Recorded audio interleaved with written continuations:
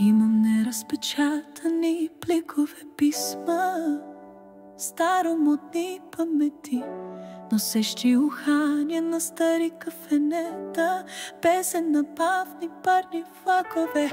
Чувствам миризма на пушек от запалени мостове, заздравели белези от рани свлачища от брегове, срутени от бурята на първата любов.